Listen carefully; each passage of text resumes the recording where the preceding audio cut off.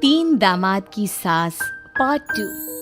अब तक आपने सुना कि कावेरी जी अपनी तीनों बेटियों ईशा, मोहिनी और सुहाना की शादी तीन घर जमाई लड़कों के साथ करवा देती है। उन्हें लगता है कि ये लड़के शायद घर का कामकाज संभाल लेंगे, लेकिन उनके तीनों घर जमाई बहुत आलसी थे। वो नौकरी भी नहीं करते थे और बाहर का काम भी नहीं।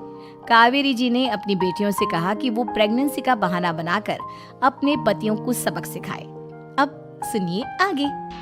मम्मी, आपने जैसा कहा था हमने वैसा ही किया, लेकिन देखिए ना, विवेक का हाल तो वैसा का वैसा ही है। घर में ना सुबह का नाश्ता बनता है और ना खाना। नौकरी पर जाने की बात करूं तो खाने को दौड़ते हैं मुझे। हाँ मम्मी, मैंने भी सुमित को कितनी बार कहा कि अगर नौकरी नहीं करनी तो कोई छोटी सी दुकान ही खोल लो। घर का खर्चा कैसे चलेगा? देखो दोपहर के 12 बजने आए और जिनाब अभी तक सो रहे हैं। हाँ मम्मी, ईशा और सुहाना ठीक कहती हैं। अविनाश का भी यही हाल है। जब मैंने अपनी प्रेगनेंसी के बारे में कहा तो मुझसे कहने लगा, अरे दूसरी लड़कियां तो 9-9 महीने तक नौकरी करती है, बस डिलीवरी के टाइम छुट्टी लेती है। मोहिनी, तुम भी नौकरी करो। अब मुझे कहाँ नौकरी मिलेगी? मम्मी बताओ, अब मैं क्या करूँ? हे भगवान, क्या सोचकर घर जमाई दामाद लाई थी मैं कि मेरी बेटियां मेरे पास रहेंगी और खुश रहेंगी, लेकिन इन आलसी दामादों ने तो हमारी जिंदगी को भी प्रॉब्लम में डाल दिया है।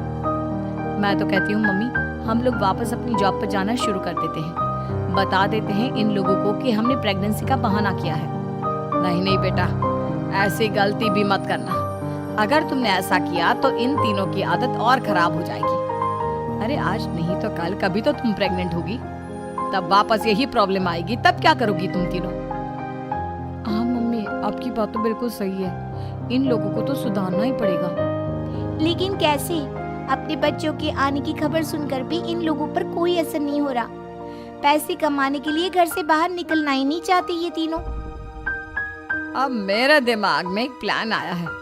तुम तीनों चिंता मत करो, उन तीनों को बुलाओ, फिर मैं बात करती हूँ। थोड़ी देर बाद कावेरी जी अपने तीनों दामादों को सामने बुलाकर अपनी बात कहना शुरू करती हैं। अविनाश, सुमित और विवेक, देखो बेटा, मैं ना तुम तीनों से बड़ा प्यार करती हूँ, इसीलिए तो तुम्हें घर जमाई बना कर रखा है मैंने। अरे मम्मी जी, सीधे सीधे कहिए ना, क्या बात है? प्यार तो हम भी आपको बहुत करते हैं। अरे मम्मी जी, आपकी इज्जत भी बहुत करते हैं। अरे भाई, आपके जैसी सास और कमाने वाली बीवी सबको मिलती है क्या? हाँ मम्मी, विवेक और सुमित ठीक कह रहे हैं। आपकी बेटी से शादी करके मेरी तो जिंदगी ही अच्छी हो गई है। जानती हूँ मैं, और ये भी जानती हूँ कि तुम तीनों अपने अपनी बीवियों से बहुत प्यार करते हो। बेटा, बात ऐसी है कि हमारे कुल गुरु ने कहा है कि प्रेग्नेंट होने के बाद मेरी तीनों बेटियां शुरू के 4 महीने हमारे गांव में जाकर रहेगी, जहां मेरे चाचा जी रहते हैं। अरे लेकिन क्यों मम्मी, गांव में जाकर रहने की क्या जरूरत है इन तीनों को? वो क्या है ना बेटा, हमारे परिवार को एक श्राप है। अगर मेरी बेटियों ने यहाँ पर बच्चा पैदा करने की कोशिश की तो उनके बच्चों को कुछ भी हो सकता है। इसलिए अब से लेकर 4 महीने पूरे होने तक इन्हें गांव वाले घर में रहना पड़ेगा। हाँ तो इसमें प्रॉब्लम क्या है मम्मी जी? हम भी वहाँ जाकर रहेंगे, पिकनिक मनाएंगे। अरे भाई, बीवी जहाँ हम भी वहाँ। हाँ यार, आइडिया तो बहुत अच्छा है। शहर की जिंदगी में रह रहकर परेशान हो चुके हैं, अब कुछ दिन गांव में बिताएंगे। तुम लोग समझने की कोशिश क्यों नहीं करते? तुम में से कोई भी वहां नहीं जा सकता, और मैं यहाँ रहूंगी ना तुम तीनों के साथ। 4 महीने की तो बात है, उसके बाद ये तीनों ही लौट कर आ जाएंगी। ठीक है मम्मी जी, अब हमारे बच्चों का सवाल है तो ये तो करना ही पड़ेगा। कावेरी अपनी तीनों बेटियों को कुछ दिन के लिए घर से बाहर कहीं दूसरे शहर में रहने के लिए भेज देती है। कुछ दिनों के बाद, अरे मम्मी जी, बहुत दिन से पिज्जा नहीं खाया, मंगवाइए ना। क्या बताऊं बेटा, पहले तो बेटियां खर्चा दे देती थी क्योंकि उनकी नौकरी थी, लेकिन अब तो मेरे पास पैसे ही नहीं बचे। थोड़े बहुत पैसे हैं जो बच्चों की डिलीवरी में काम आएंगे। लेकिन मम्मी जी, आपकी बेटियों को वापस आने में तो अभी बहुत वक्त बाकी है। वही सोच सोच कर परेशान हो रही हूँ। सोच रही हूँ कल से दूध भी बंद करवा देती हूँ। अब दूध वाले को देने के लिए पैसे भी तो नहीं है ना। अरे नहीं नहीं मम्मी जी, अगर दूध भी बंद करवा दोगी तो मुझे चाय कहाँ से मिलेगी? और चाय के बिना मैं तो मर ही जाऊंगा। क्या करूं बेटा, इसके अलावा हमारे पास कोई ऑप्शन नहीं है, मेरे पास पैसे ही नहीं बचे।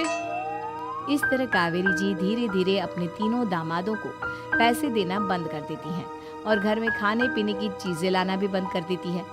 अब वो तीनों बुरी तरह से परेशान होने लगे थे और इसलिए एक दिन तीनों प्लान करके घर से बाहर निकलते हैं और बाजार में जाने के बाद यार अच्छा खाना खाए हुए कितने दिन हो गए, पता नहीं कब अच्छा खाना मिलेगा। हमारी बीवियों के जाने के बाद तो हमारी हालत भिखारियों जैसी हो गई है यार। कुछ भी हो, मुझे तो आज पिज्जा खाना ही खाना है। जेब में 1 रुपया नहीं और पिज्जा खाएगा, कहाँ से आएंगे पैसे? अरे देख वहाँ सामने बोर्ड पर क्या लिखा हुआ है, कंप्यूटर पर काम करने के लिए एक आदमी की आवश्यकता है। भाई मैं तो जा रहा हूँ, काम करूँगा और शाम तक पैसे लाकर आराम से पिज्जा खाऊंगा। जा जा, तुझे कोई काम नहीं देने वाला, हम तो घर जा रहे हैं। चल भाई सुमित।